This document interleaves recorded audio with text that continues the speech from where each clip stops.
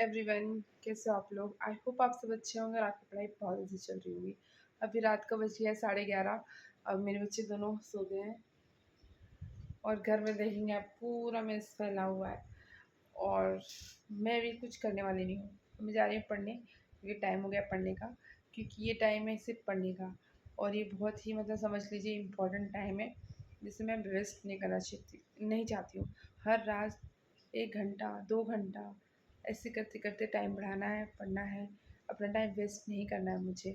कल मैंने व्लॉग नहीं शूट किया था और आज भी शूट नहीं कर पाई थी क्योंकि आज हमारा हॉस्पिटल का कुछ काम था।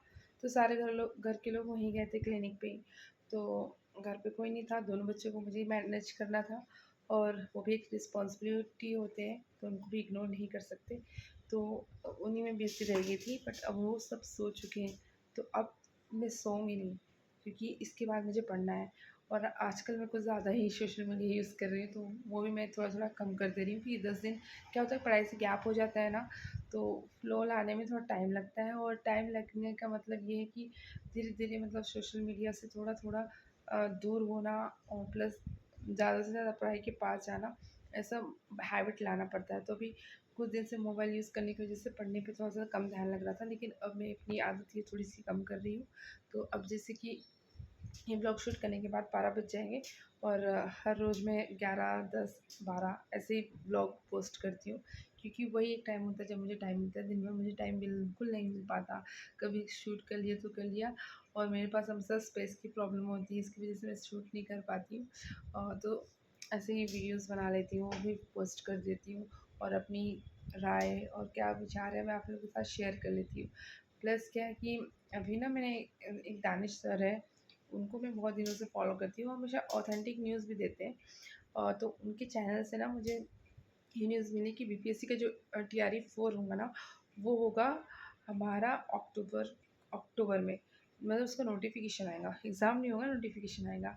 क्योंकि बीपीएससी का रिज़ल्ट TRE 3 का रिज़ल्ट, चाहे वो 65 आरक्षण वाला जो केस फंसा उसका सुप्रीम कोर्ट अपना फैसला सुनाए चाहे ना सुनाए, उसका रिज़ल्ट जारी कर दिया जाएगा अक्टूबर 15 अगस्त तक। तो इसलिए ना उसका नोटिफिकेशन सारा प्रोसेस होने में उसके बाद नोटिफिकेशन अक्टूबर तक आ सकता है, मिड ऑफ अक्टूबर। तो ये बहुत ही अच्छी न्यूज़ है। प्लस ये भी है कि हमको बहुत मेहनत करना है और टाइम वेस्ट नहीं करना है।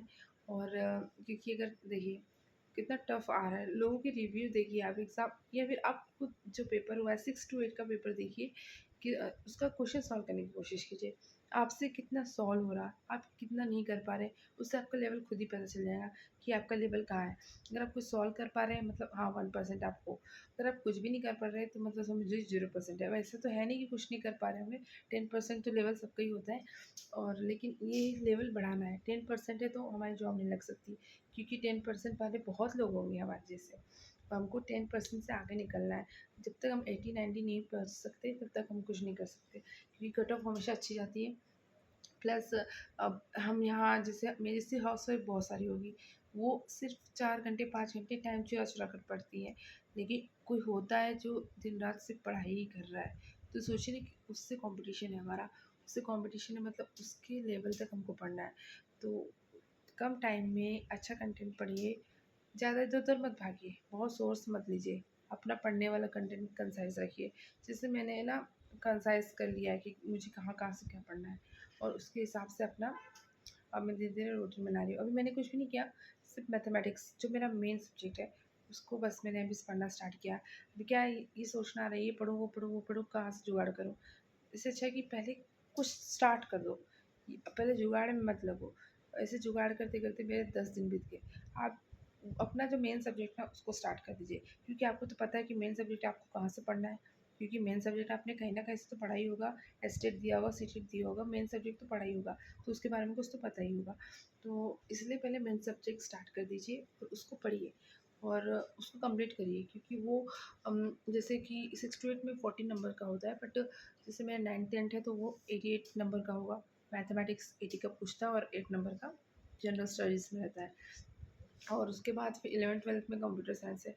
तो उसके लिए मुझे सोचना होगा कि मुझे किससे पढ़ना है क्योंकि 2 सर हैं जो बहुत अच्छा पढ़ाते हैं। एक नीरज सर है बट उनके बारे में रिव्यू बहुत ही मुझे समझता है उनका, बट उनसे नहीं पढ़ना चाहूँगी मैं। एक मैम है लक्ष्मी, मैम उनका कोर्स देखती हूँ कैसा है, उनके 2-3 लेक्चर और लेती हूँ, फिर मैं आप लोग को बताऊँगी कंप्यूटर साइंस कहाँ से पढ़ें। अगर आपके पास भी कुछ सजेशन हो, कोई अच्छा टीचर हो, तो मुझे ज़रूर बताइएगा कंप्यूटर साइंस के लिए, क्योंकि मैं ना सोच रही हूँ कि दोनों सब्जेक्ट की तैयारी कर लेती हूँ। क्या पता 11th-12th में भी हो जाए और 9th-10th में भी हो जाए, तो 11th-12th ही मैं प्रेफ़र करूँगी। दोनों तरफ से तैयार रखना चाहिए ना, क्योंकि जॉब का चांस बार-बार नहीं मिलता, कभी मिलता है तो दोनों पे ग्रैब कर लो। यहाँ नहीं तो वहाँ, ऐसा रहता है ना, इसलिए मैं दोनों पे ही अप्लाई करूँगी। और आप भी, अगर आपके पास भी ऑप्शन है पीआरटी 6 टू 8, 9 टू 8, 11-12 जिसमें सब में भर सकते हैं, तो आप सब में ज़रूर भरिएगा।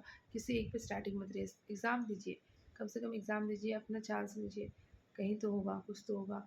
इस बार 2025 आने तक जॉब होना, बस इतना दिमाग में रखिए और पढ़ाई करिए। और मैं भी आपको ऐसे मोटिवेट करती रहूँगी, और आप लोग भी प्लीज़ कुछ कमेंट करिए, मुझे भी मोटिवेट कर सकते हैं। तो थैंक्स फॉर वॉचिंग, चलिए इसी के साथ मिलते हैं नेक्स्ट वीडियो में। बाय गाइस, पढ़ते रहिए।